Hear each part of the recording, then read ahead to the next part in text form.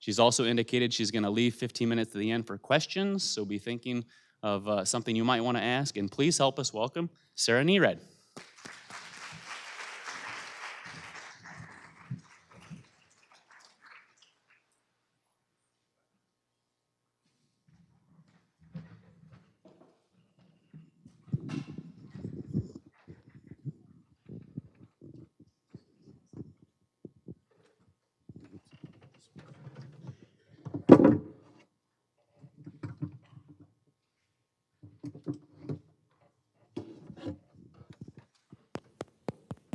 Always been difficult.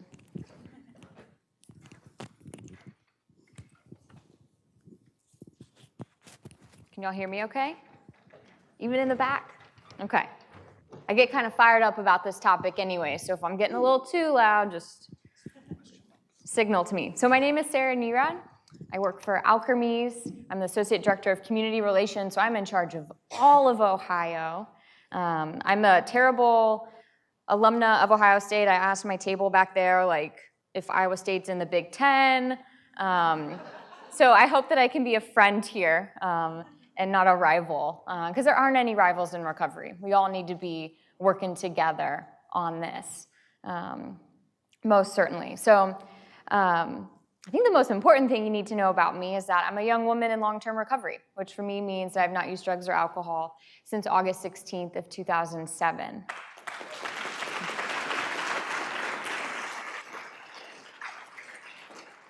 Thank you.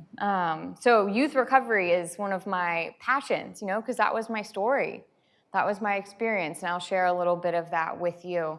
So even though my slide deck specifically calls out alcohol and opioid addiction, that's because a product we make specifically addresses alcohol use disorder and opioid use disorder. But collegiate recovery programs support all addictions, and a lot of them even include behavioral and process addiction. So just know that. Legal, I had to do this though. So we're going to talk about collegiate recovery. These programs are life-saving, life-changing. I was a part of one when I was an undergrad and then had the distinct honor of getting to start one at my graduate school. So I'll get to talk about my experience kind of doing that. So I'll open up with just kind of my journey through collegiate recovery and entering recovery as a young person and the programs and services that were helpful to me. And I know, you're going to hear more about recovery high schools later. That was certainly a part of it. And then talk about, just an overview of what are these collegiate recovery programs, why do we need them, and then some considerations, for those of you that work at universities or you work with adolescents and young adults. I'm sure you know a ton of people that you're like, man, they are just brilliant. They need to finish their degree. I know so many people like that. In my recovery circles that I'm like, this person's 26 years old, they've done 2 years of college, they're just working, a job, that pays the bills, but there's no upward mobility for them, they're not inspired, they're not passionate, they could do so much more. And these programs come in and help them kind of find their true passion in meeting, because that's what we need in recovery, stuff that keeps us going, sense of purpose, fulfillment. So the objectives at the end, if I've done a good job, you'll be able to describe what a collegiate recovery program is, give some examples of the resources that are available for you across the country to learn more, get support, and then summarize the role of these programs. So I'm from Houston, Texas. I actually don't think I've said y'all yet. This is weird. It's very weird for me.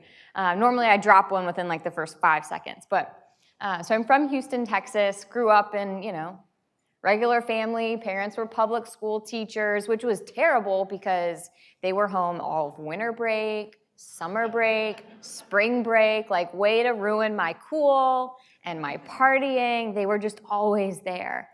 I had friends, my ACEs score, right? Adverse childhood experiences, my score is 0, did well in school, had friends, I was involved. So then when I started drinking and using drugs, I think that came as a big shock to a lot of people, right? Why, Sarah, were you struggling? What was wrong? Did something happen to you? And nothing really happened other than I was a freshman and I was gonna go to a senior homecoming party and we were gonna drink. And I didn't wanna look like a loser freshman. in front of all these cool seniors. So I started drinking. I wanted to practice. I don't know if that's like a normal thought, like let's practice drinking. I never got to go to that homecoming party because I got grounded because I got caught drinking. So I was just in trouble right from the beginning. But that's how it started for me. Like, I'm just going to drink with my girlfriends on the weekend, right? And then quickly, boys enter the picture and they're trouble, so then I started using drugs. And it just starts to progress because that's what this is. It's progressive. It then became something I wanted to do every chance I could after school. And then it became, I don't really care about orchestra anymore or swim team or student government. Like, I'd rather skip those activities and my requirements there because, I'd rather go to this party. Like, I don't want to miss out of, someone might have something really good or there might be something really exciting that happens there. So I went to treatment a few times as an adolescent. First time I went, it was cool, there were boys there. Had fun. They took us bowling. I'm smart, so I understood what they were telling us. But just head and heart disconnected. I wasn't ready yet. And I knew that, and I told people that. It's I haven't had enough yet. Hadn't had enough yet. So I came back home, did the outpatient thing, did counseling, never went to meetings, didn't change my people, places, and things, so eventually I went back out. It was a lot worse. At the end of my active addiction, I was an IV heroin user, and I was faced with two choices. I could either go to an all-girls boarding school in Montana for 2 years, which sounds terrible, because there's girls, right? You can tell a theme here. When you're young, you're very motivated, but we're boys and cool people. Still motivated by that. So it was this all-girls boarding school for 2 years. I would have been emancipated in a ward of the state there. Or I could come home and get into recovery and play by mom and dad's rules.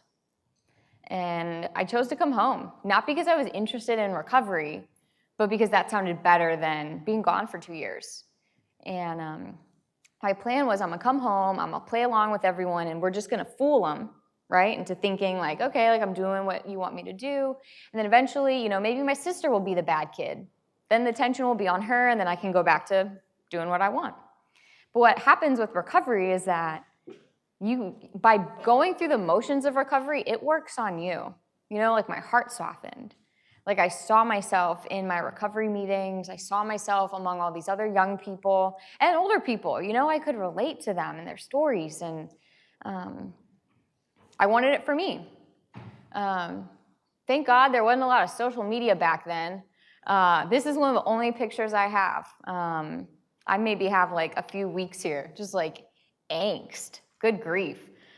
So much angst back then. And I got into recovery. I switched high schools, and I actually graduated high school early. What a difference. Miserable, bad eye makeup, happy, learn some things, tan, and I'd put weight on. I graduated high school early because I just didn't fit in anymore. I was almost a year sober at this point, it felt like all my peers were just starting to really use. I was I got to get out of here. This is going to hold me back. This is going to hurt me. Staying in high school longer is going to hurt my recovery. And I knew that. So I graduated early. I went to a community college because I needed to stay close to my recovery support system. I knew I couldn't take my chances by moving away from home, living in a dorm. That was risky. And I cared so much about my recovery at this point that I was willing to keep living at home with mom and dad, follow their rules, because this was that important to me. And I'm so grateful that I did that. I eventually transferred to Texas Tech because they have one of the oldest and largest collegiate recovery programs in the country. So it was me and about 100 other college students in recovery. And I got to have this normal college experience. We still went to clubs and danced. We still stayed up late. We still went, to tailgates and the football games. We had a full college experience. But we did it with a bunch of other young people in recovery. And I felt a part of. I didn't feel like I missed out at all. And so I then went to grad school in Boston, which is very different from living in the Bible Belt. I didn't really realize what that would be like. So I got there and didn't fit in. Nobody wore boots and said y'all, and they made me take the train, and I had to go. I lasted one semester, but at that point I had about 5 years of recovery. And I remember thinking, like, I don't need these programs anymore, Like, I'm 23, we've got 5 years of recovery. Like, I don't need a recovery program. I don't need this stuff anymore. And I got miserable, absolutely miserable. And I'm so glad that Ohio State then came in. And they wanted to start a collegiate recovery program, and I wanted out of Boston and free grad school. So that worked out really well. So I got to go there. I got my master's there and start their collegiate recovery program. And there we give all of our students purple honor cords that symbolizes their recovery, because purple is the color of recovery. And so they surprised me at our big graduation event and gave me honor cords when I graduated. So that's kind of my journey of being, a recipient of these programs and these services, to then being able to create them for other young people, and now take it to an even bigger scale and advocate statewide and nationally for these programs, because they saved my life, they've changed it. So I'll give the rationale for why they work and why we need more of them. So what are these collegiate recovery programs? They are supportive environments within the campus that reinforces the student's decision to disengage from drug and alcohol use. So these students can do school and recovery at the same time. Don't have to choose one over the other, because a lot of times people do. They go back to school before they're ready. They get out of treatment 28 days and they're like, I'm going back, or they refuse to withdraw from school to go do the treatment that they really need. Or they never go back at all, right? So these are designed for students to do both at the same time. So the field of collegiate recovery isn't new. There's about 174 of these programs across the country at various stages of development. Some that are a student organization, some that are just getting started, some that have been around since the 80s. So they vary. There's conferences that are dedicated to the field of collegiate recovery. So if you want to learn more, I can share that with you. We have research, right? Because we all know you don't get funded unless you have research to back up what you're doing, and we have that. These programs work. They've been recognized by federal agencies, the U.S. Department of Education, SAMHSA, Office of National Drug Control Policy. We've even had system-wide expansion. North Carolina and then the University of Texas expanded system-wide, which is a big deal. It's a very big deal. And then we have nonprofits and foundations devoted entirely to the field of collegiate recovery and helping these schools start and sustain programs. So there are 7 elements, according to the Association of Recovery in Higher Education, that really make up a collegiate recovery program.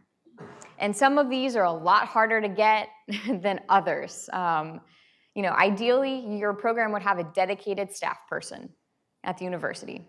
Dedicated. At Ohio State, it took us a solid 2 years to get me full-time. So you take what you can get at first, but ideally dedicated staff. And then a dedicated physical space, because the students want to come together and fellowship on campus. We need a place to do programming. We need a place where they can just drink coffee and take a nap and do homework and hang out. So you need a space. You also, they embrace abstinence-based recovery. And I want to clarify that does not mean that if a student relapses, they're kicked out. That does not mean that if there is a student that is struggling in their recovery and they are working towards abstinence, that they are kicked out, right?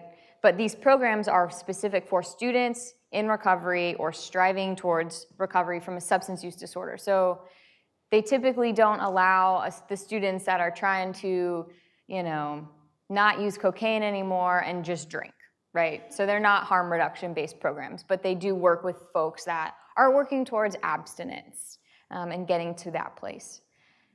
So they're a part of degree-granting institutions. So these are embedded within the university. They provide recovery protection services and recovery capital resources.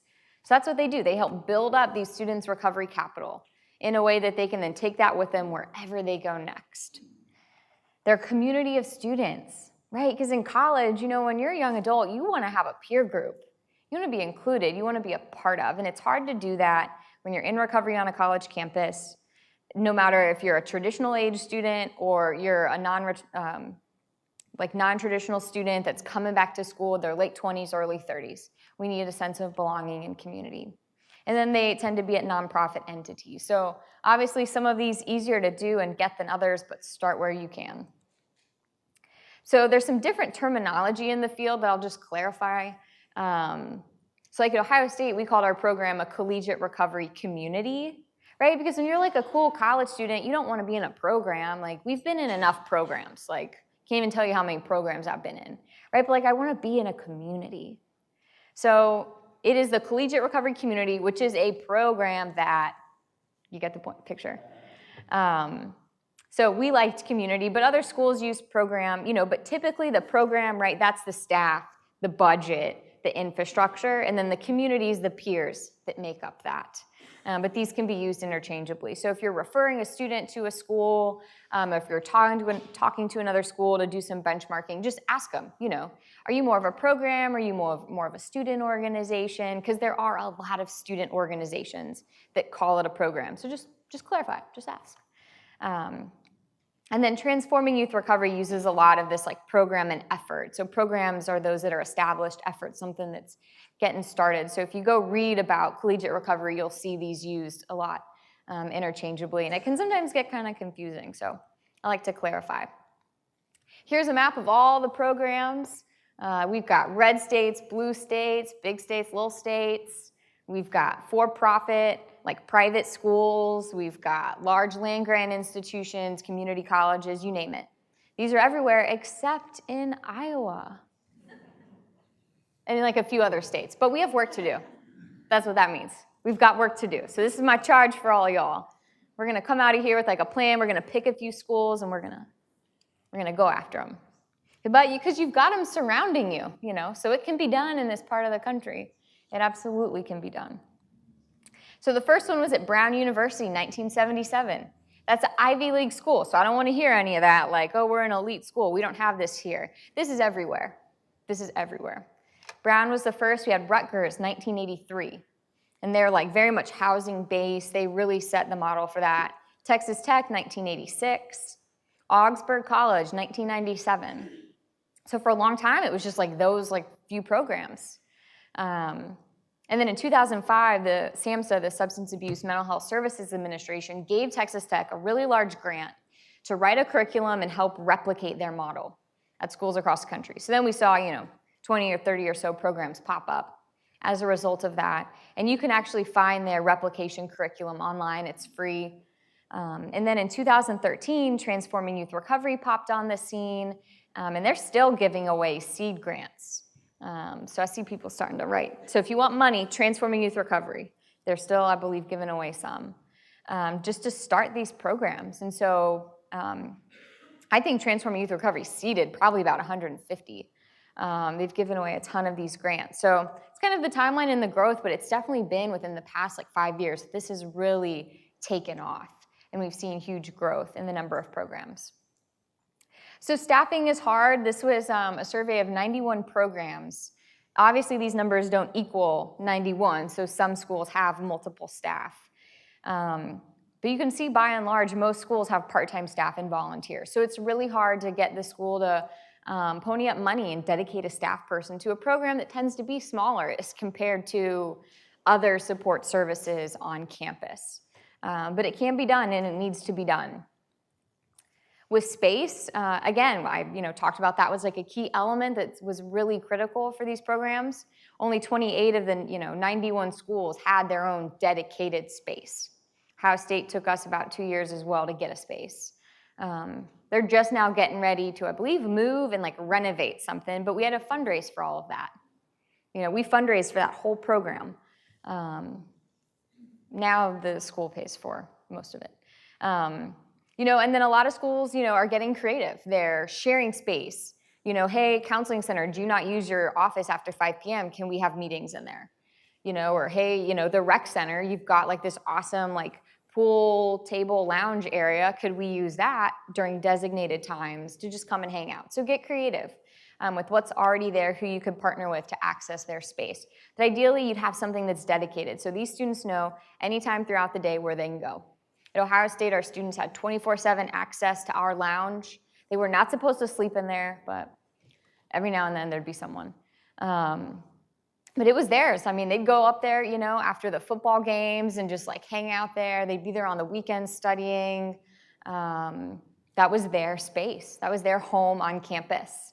A lot of them described it as like their campus home group, right? Still have the home group off campus because eventually, hopefully you'll graduate, so you can't be totally dependent upon this program. That's kind of how they conceptualized it. Like I have a campus home group. I'm accountable there. They know me, I know them, we look out for each other. So space is really important for that reason. And then it gave staff a place to be so that when these students would just pop in, they knew where we were and how to find us. Housing, while it's really important, it's hard to do on campus. Most schools do not offer it. We have a 28-bed residence hall at Ohio State for our students in recovery. I go back and forth. Sometimes I'm like, I wish I never did that. But then I wish I did because the handful of students that lived in it every year really needed it. So it's worth it for them, but it was a pain. Because this involves collaborating much more with other people, and hopefully you're better at that than me. I sometimes struggle working with others. And so this one really involved like having strong working relationships with housing, residence life, and also educating them on like, this isn't a typical residence hall. This is something very different. So it needs different rules. So be tactful, educate on the front end, and it'll be successful. But it's important. Ohio State, all first years and sophomores have to live on campus. We don't have a lot of recovery housing in our community. So ask your students, number one, if they'd even want it. Because if they don't, save yourself a huge headache and don't do it. But then also look at what's in your community. If you don't have a lot of recovery housing, or if they're not very good, or if they're struggling to find safe, recovery-based housing, then maybe it's worth doing. So some additional details when they've surveyed collegiate recovery programs over the years. Most are at public institutions. They're free for students. These programs are free for students. Right? When you go to school, you don't pay to go to student disability services or the multicultural center or the LGBT center or student disability services. This is just another support program for a marginalized group of students that needs specialized support services for them to be successful. That's what these are. So they are free for students. Most of them are new. 65 have been operating for less than 5 years. Some of them have a formal application process and require a certain length of recovery time. I've gone back and forth on that. Sometimes having students fill out an application is a barrier because then they're like, well, who sees this? Where does this go? Or they just don't want to fill it out. Other times it's been helpful having that because I have a head count, and I now have a lot of great information on about 100 students that have filled out that application. So you'll find what works. Some have participation requirements like number of meetings, a certain GPA you got to keep it above. Every school is a little bit different. Very few of them drug test. Some schools require one kind of on the front end, like we need you to pass a drug test. Others will do it randomly. That's not something. I worked at a detox for a few years. I don't want to do that ever again. So we didn't want to drug test. Most of them offer on-site recovery support meetings, relapse prevention, life skills, sober social events. And then a good number of them also offer the more like academic-based services, advising, peer mentoring, group counseling. So just to kind of get a feel for like, so what do these programs provide? This is the kind of stuff. It's a nice blend of recovery supports and then recovery-informed educational supports.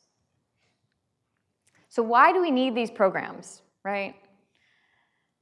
So with young adulthood, it's just this critical time for us to act, for us to respond, for us to intervene. Because we know that the earlier someone starts using, the more likely they are to develop a substance use disorder.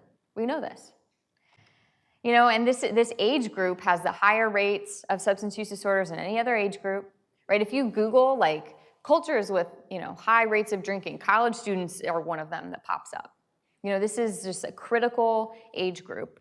And post-treatment relapse rates are high. I mean, they're high for like all age groups, but they're really high for this one because the acute care model doesn't work for them, and they often just go right back into college, where nothing changed. They're not supported, they're not linked up with services there. And then we have an underdeveloped continuum of care for young adults. Like we have stuff, right? Like recovery housing, recovery community organizations, there's apps, right? Like we have stuff. We don't have anything that has the lens of young adulthood on it. It's developmentally appropriate. We don't have a whole lot of that. So it's really hard for this age group. And it's, again, this key developmental period. They're exposed to new social contexts. They've got greater freedom being on a college campus, but less social control. Their roles are changing. They're figuring out who they are, what they want to do. They have less support right there on campus. Their parents aren't right there. They've got major life transitions. We know the frontal cortex isn't fully developed. So there's just so many things, right? So you add like general difficulty of like young adulthood. Who do I want to be when I grow up? Like, I have to cook for the first time in my life, and how do I budget, right? Like you have all these normal like young adult stressors and developmental things going on, and then you add that recovery piece on top. It's really hard. It is really hard to balance all that and to support these students. And then add the college piece in there. They often describe college campuses as abstinence hostile environments. Abstinence hostile environments. And so then you've got this, college student, fresh out of treatment, and they're trying to stay sober. And their old peer group's already moved on, or they're trying to find new friends, and it's hard to do that because everyone's already kind of formed their group, or what they used to be involved with, they can't be involved with anymore, so they isolate a lot. And it's like, how many nights can I sit at home in my dorm room before I eventually am just like, you know what? Fine, I'll go to the party. Like, it's better than being alone in this dorm room yet again. I've been there. I get it. So, just like with other chronic conditions, right? Like heart disease, diabetes, addiction needs ongoing support and monitoring for these students to be successful. So, from some of the research we have, at about 1 year of abstinence, you're considered in remission. I think the relapse rate's about 50% there. But then once you hit about 4 or 5 years of recovery, your relapse rate goes down to 15%, right? And so this is like that sweet spot. Like we want to get people to 4 to 5 years of recovery because they're more likely to maintain their recovery at that point. But how many people get 4 to 5 years of ongoing recovery management? Very few.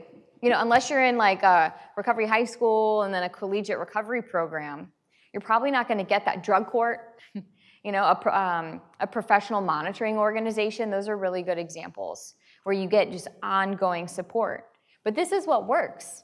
With all these other chronic healthcare conditions, you get ongoing support and management and tools. You don't get, come into the doctor and then like you're done and graduated with the coin. You keep going back. They keep checking in, and we need to treat this in that same way. And collegiate recovery programs help us to do this at no cost to the individual or the family. And they get an education while they're at it, which is awesome. So recovery in the college-age population is all about the peer group and social connection. We know from research that the more abstinent friends you have, the fewer relapses, right? So this whole idea of like new people, places, and things. A predictor of relapse is starting to hang out with your old friends. And so about half of the students in collegiate recovery programs are transfer students, right? They're like, I got to get away from that old town, those old people, and they go to a new school. Because it's hard when you bump into them all the time. And they need that sense of belonging so they can develop this new recovery identity. It's not only that they need to develop their recovery identity, but they need to figure out their own like personal identity, who they are, what they're about, what they stand for, what they want to do, what they believe in. But then also have that recovery identity. And I will say that most students in collegiate recovery programs, they have that recovery identity.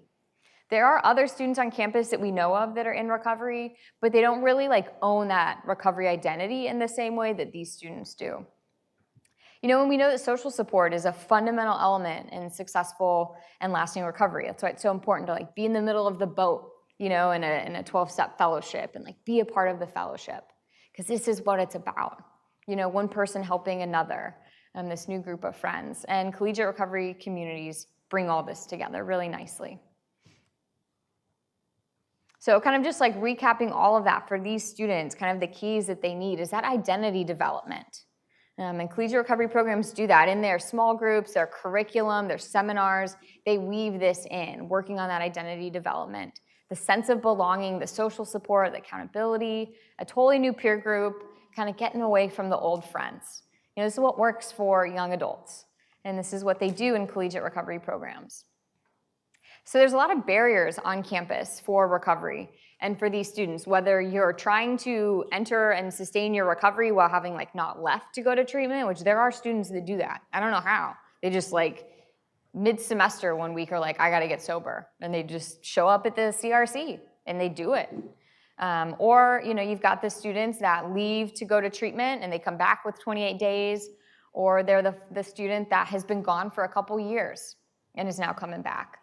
For all of them, when they get on campus, there's all these new freedoms, new opportunities, new responsibilities for them, way less structure and supervision, especially for those students that are coming out of a structured sober living environment or recovery residence. I mean, no one's checking in on you in the same way, we don't have a curfew, or they're coming out of mom and dad's house. So there's a lot of that can happen. And a lot of our students, especially grad students, leave behind their established recovery support system. Grad students typically move all over to go to school. And so they're leaving, their home group, their sponsor, or whatever it is that was a part of their recovery. And that's really hard to get reestablished in the recovery community. I've moved 5 times in my recovery. It's really hard. It's really hard to then hit all these meetings, to get to know people.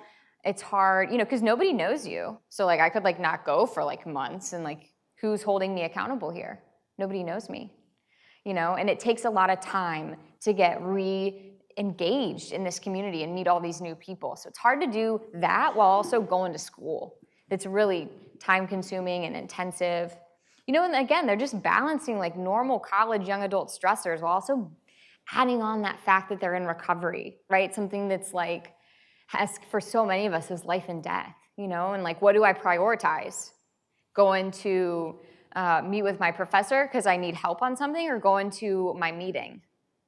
I'm super stressed about this assignment, so I really need a meeting, but I need to meet with the professor, so then I skip the meeting. How many times can we do that before we suffer consequences? And it can just be really isolating, for a lot of these students. So it can be a tough environment. These programs fortunately have a ton of benefits. Extends the continuum of care. They may increase access to higher education for folks, so people that wouldn't go back to school, when they learn about this, decide to go back. They tend to have better academic outcomes, right? For those of us in recovery and that work, we know, we're super smart. We just need to get redirected, into positive, pro-social things. So they do really well. These programs can help change the campus culture. You have successful alumni, and they donate, right? Because this program changed their life, so they want to support it. Ultimately, you've got students that don't have to choose between their education and recovery. They can do both at the same time, which ultimately prevents relapse. And I'll show you some of the data that supports that. So a third of the students would not be in school right now if it weren't for the collegiate recovery program.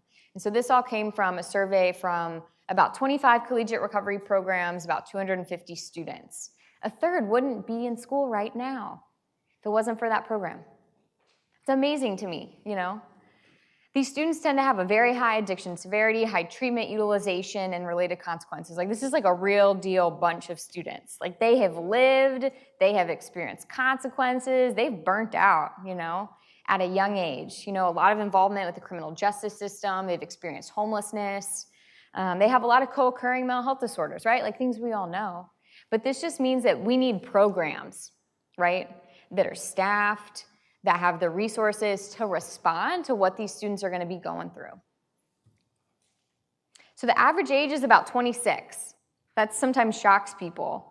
But most of these students will start school, they'll experience consequences, they'll either be kicked out, mom and dad will yank them out, or they'll choose to leave, and now they're coming back. Right? So they're a little bit older, and so they struggle fitting in. These are 26-year-old undergrads, right? But the age range, look at that, 17 to 58. So I got to watch myself. I always say young people. They're not. 58 is young, but they're not all young adults.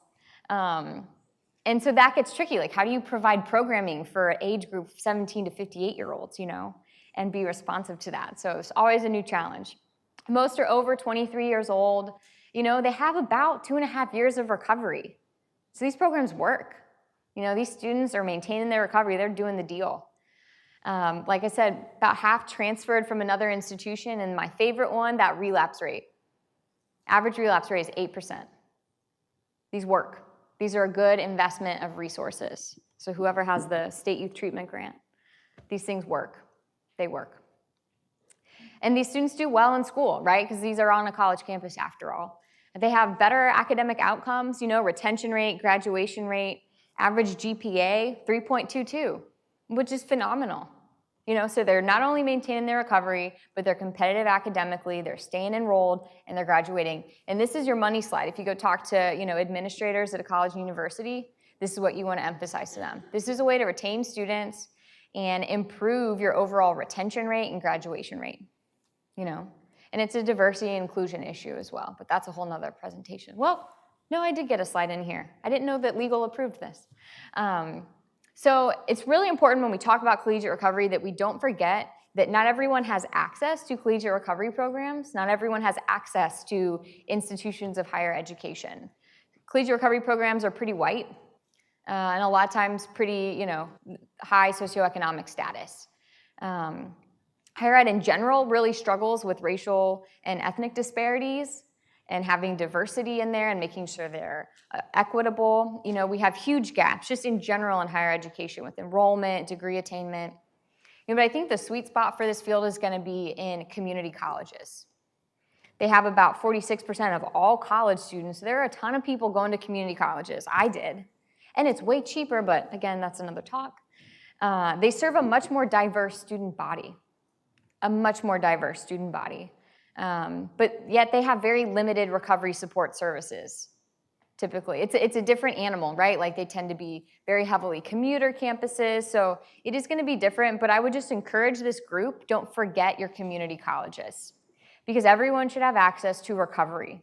And if we're only putting collegiate recovery programs on four-year institutions, we're missing a lot of people, and there are ramifications for that. So just some considerations real quickly, and then we'll take questions. Some things to think about when starting a program. These come from Transforming Youth Recovery. They've got some really great toolkits on their website. Have students that are interested in starting the program. Like you can't do this without students, so start to find them. You need dedicated staff. Whether it's you can find money to hire a full-time person or you find some faculty or staff in recovery or some really strong Al-Anons or something, and they allocate time towards it. You need to have meetings, recovery support meetings, either on or really close to campus. And this one's key, supportive and influential individuals both on and off campus. You need to have people in positions of power, with clout, with resources that support what you're doing to help make this happen. Again, that dedicated physical space. Have access to various referral sources. We tracked where our referrals came from. Very few of them actually came from Ohio State. Most of ours came from word of mouth and then from the treatment recovery community. So we literally recruited our own students. So don't assume I'm going to go open up on a college campus and then the school's going to refer people, because in my experience, they don't. Have people available to provide one-on-one recovery supports and have places to refer students, right? Because they have a lot of stuff going on. Students will relapse, they will have co-occurring issues, they will have financial issues, and you're going to need to be connected to the various support services. So considerations for institutional alignment. So this is how you get your program institutionalized and get leadership bought in. Know your campus ethos and culture. Know who the decision makers are, know who controls the money, know who, when someone speaks, everyone listens, and that tends to happen. Find those people and become friends with them. Get them passionate about recovery. Because the good thing with this is that almost everyone's got something or someone, and so find those heartstrings. Know the stakeholders, know who would care about that. There were some people at Ohio State that were threatened that we were doing this, so just know that. Who do you need to know? And then build rapport with them, and back it all up with data. And if you can, align it with your school's mission and their plan. At Ohio State, we had this huge goal to focus on our retention and graduation rate. So I like tied this in, like here's how it meets objective 1, objective 7, objective 9, tie it in with that. Show how your program can help the school meet their goals. And it doesn't help if you can also say how much money you might raise. So again, some others, educate senior leaders, faculty, and staff. You need them bought in. You need them to understand what you're doing, and that this is a good thing. This doesn't mean that your campus has a drug problem. This doesn't mean you're bringing together all these bad students, right? You're providing recovery support services to students that are already on the campus, and you're helping them be successful. Explore options for housing if you can. Facilitate a recovery awareness campaign, right? September is Recovery Month. Do some stuff then. Invite key leaders both on campus and off campus to come see what you're doing. So we would intentionally have events that we could open up to the public and invite people, because it's one thing to see a presentation on it or view a website or read a pamphlet. It's another thing to experience a recovery program, Whether you're, not in recovery and you've sat in on a 12-step meeting or something like that, it changes it for you. So invite them to witness it. Provide benchmarking data from other institutions. I was always asked, what are other Big Ten schools doing? And I could tell you what all the other Big Ten schools are doing. Or whatever your benchmark schools are. And routinely update the campus on what's going on. Funding. This is my favorite slide because I love doing all the fundraising. Know what you need currently and in the future, and be able to rattle this stuff off really quickly because you'll be asked. And always tie it all back to a story or a student experience. If you can say we need $3,000 this year because we need to provide a really focused student leadership academy because we've got our students that are, whatever, tie it in with something, make it personal. It has much more of an impact other than showing a budget with some items and can you fund all of this or pick one or two? Have a thorough strategic plan and budget, do your homework, right? You're gonna be going to business people asking for their money, and we need to be thoughtful of how we do that. We need to be good stewards of these resources. So do your homework, have a strategic plan and a well-done budget. Do some community asset mapping with a fundraising lens on. So who donates to the other treatment centers? Who donates to other similar programs? Who's really vocal in the community about these types of programs and services? And see where the money is and who's giving. What companies tend to give to this. And then go talk to them. I will cold email all day long. And it works sometimes. Create your own development fund. In my experience, it's been really helpful that we had a designated fund, right, the student recovery fund, and the money that went to that only was spent by me. Because I don't trust anybody. So I didn't want my money going into someone else's account and then trust that they gave it all to us. And your donors might ask, so does this money all go to your program? You need to know that. At Ohio State, 100% of gifts go directly to wherever you give it to. Know your school. Is that the case? Some schools take a portion to hold it. And then do donor stewardship. So that's the process where you thank them, you keep them updated, you keep them involved, because this is about relationship building. I still have my donors from Ohio State call me just to be like, what are you doing now? What's going on? I didn't get an email that I should have gotten. Right? Because we built solid relationships over the past 4.5 years. So have fun with this. You're making friends, and together, they're gonna fund your mission, and you're gonna change lives when you do this. And there's nothing better than that. So some national resources to learn more, to get the data and the articles that are out there on all of this. The Association of Recovery and Higher Education. They do a big conference every year. The Higher Education Center for Alcohol and Drug Misuse Prevention and Recovery, that's at Ohio State. They have a recovery learning collaborative. It's getting ready to start. It's $100 to sign up for it. It's a series of 6 online webinars. You get some TA with that and access to resources. So that'd be a good thing to do. Recovery Campus Magazine, these things are free. So if you've got a treatment center and you get a lot of young adults or adolescents, get some of their magazines because they're awesome. To see all the different programs and just kind of cool things that young adults in recovery are doing. And then Transforming Youth Recovery. They provide the seed grants to start programs and have a lot of resources and toolkits on their website as well. The great thing about the recovery field is that we love to share our experience, strength, and hope with one another. So call up these organizations, call up other schools. They will always give of their time. They will share their strategic plans with you, their admissions documents, whatever. I found this field to be so generous with all of that. So this is my contact information: call, text, email. I might not work at a university anymore, but they cannot get rid of me that easily. So if I can continue to be a resource for you as you maybe think about starting a collegiate recovery program, I would be honored to do that. So I think I did a pretty good job of staying on time, so we can take some questions if y'all have any. Let's thank Sarah again.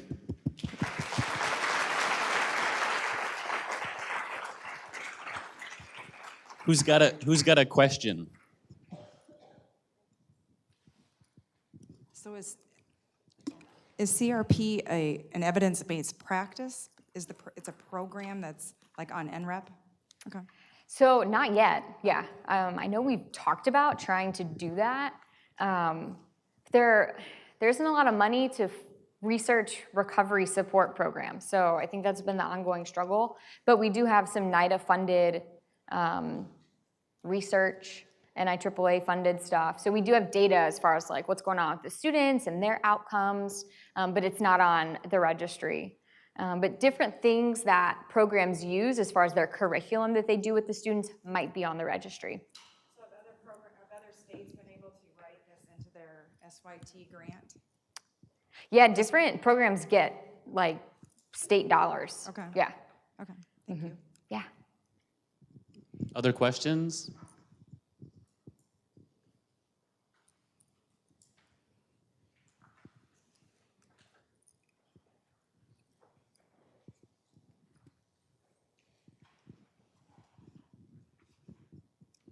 Hey, thank you. I do have a question about this. So one of my passions is working with ex-offenders because I am an ex-offender. Whenever looking at drug abuse and recovery, what is your experience working in an educational setting and adding that extra component of offenders to this piece? Mm-hmm. Yeah, so a lot of our students are successful drug court graduates. And the staff I hired at Ohio State, I made sure they had criminal records, because that's an important thing to have, because I can't speak to that.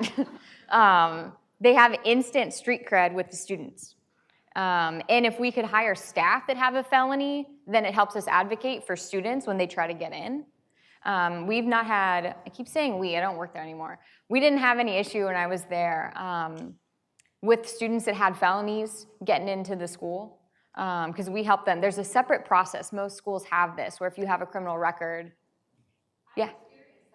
Your school gave you flack because you didn't have a collegiate recovery program advocating for you and telling you how to write your letter. Yeah, and I guess kind of what I'm getting at is that's absolutely a huge barrier. But I mean, whenever you look at all the components of that, how as service agencies and providers, how do we best advocate for the three-piece part of that? Because oftentimes addiction goes hand in hand with criminal justice. And I mean, do you have any experience with seeing recovery or seeing successes and also failures in your work with that? I mean, we would have like a relapse or two every year. None of them got in trouble with their drug court, or like if they were on treatment in lieu of, most of them have done really well. But every semester, I mean, we've got students that have active court cases and they're doing that. We would write letters for them if they were doing well. I'm not writing you one if you're not doing what you need to be doing, because I'm not putting my name on that. But that's where you need to, right, so if you work at a school, go talk to this committee that reviews the students that have criminal records. If you work at a drug court or an agency, if you've got someone that's getting ready to go back to school, go start calling that school. Being what advice would you have for this student? And we were always told, be honest. Talk about your recovery and be able to document that you've been doing what you need to be doing. And that's where I think we need these programs for, people just like you, because this is happening. This is happening, and it shouldn't be that difficult, for us to go to school and better ourselves. I don't know if that answered your question, but.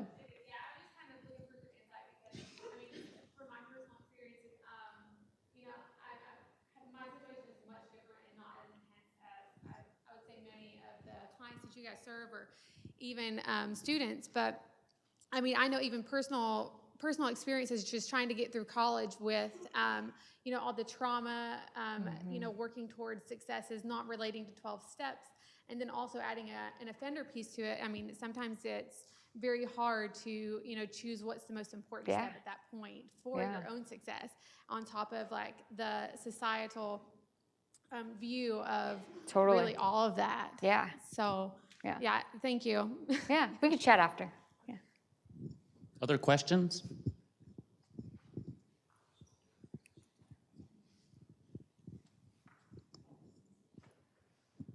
First, to let you know, Sarah, there are a few other Buckeyes in the room. Oh, wait. My name is Eric Preuss. I do the gambling treatment program here in Iowa, and wanted you to speak to a little bit, when you talk about collegiate recovery programs, in the mind of not only gambling disorder, but other mental health disorders, and how that's being shaped within a CRP. Yeah, it's a great question, because a lot of our students struggle with a lot of other things. I'd say a lot of it goes back to that individual program, and does their staff have that expertise, or does the campus? So I made sure my program, I hired a clinician, right? Because that's not my area of expertise. They could, see more of that's going on, and we would refer, right? Because collegiate recovery programs are not clinical typically. And so that's why it's really important that we had relationships with our counseling center, so that we could get those students linked up if, they suddenly decided to stop taking their meds, or they were just, whatever was going on. Some collegiate recovery programs have specific tracks for eating disorder recovery. I have seen that one quite a bit. Others will have process addiction meetings in their space. And certainly watching for problematic behavior, but none of them really have formalized that. Because also I think because we're abstinence-based, they wouldn't admit someone that was well, I still drink, but I'm in recovery just from gambling.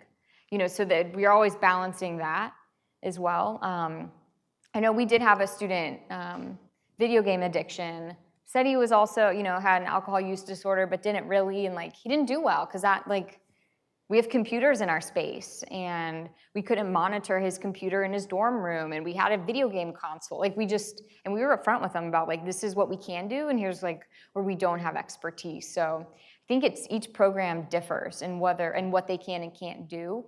But there's certainly, I know the gambling is being talked a lot about on college campuses, but in my experience, we didn't see any of that with our students. So hopefully that means they were learning elsewhere, this is risky for us. So. Other questions? Barriers, you kind of talked about some of the things that are needed to ensure that this happens and is successful. Yeah. What are some of the big barriers that you've seen keep something like this from happening? Yeah, money is always a big one, as I'm sure many of you know. Because a lot of schools are told, you want this, raise the money, or we'll give you $10,000, start this big program. And you just can't do that. So that's always a big one. I think stigma, that's very much alive. I think administration can sometimes be well, what does this mean if we have this program? And does this mean we're gonna have a bunch of students overdosing all day long? No, no. So it's really important, that we get spiritually fit before we go talk to our leadership about this stuff, because we're educating at that point. We're, combating stigma, and we're bringing correct information to the table about what it means to support people in recovery. I think those are the two biggest ones, because people they just don't get it. They're weirded out. What does this mean? What does this mean for my counseling center or my student health center? Sometimes there's turf issues within that, or they view this because collegiate recovery programs they're peer-to-peer. Most staff are in recovery. There are exceptions to that, but it's really a lot of peer-to-peer stuff. And you don't get that anywhere else on campus, So kind of explaining what this is and the magic behind it with data. One more chance. All right, let's thank Sarah once again for coming.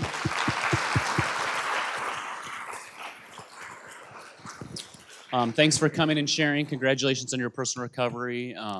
And I'm excited to see where Iowa takes this. Hopefully, the next time you present, we'll put a spot on the state of Iowa. All right, I believe we're dismissed for lunch in the atrium to the east. Thanks.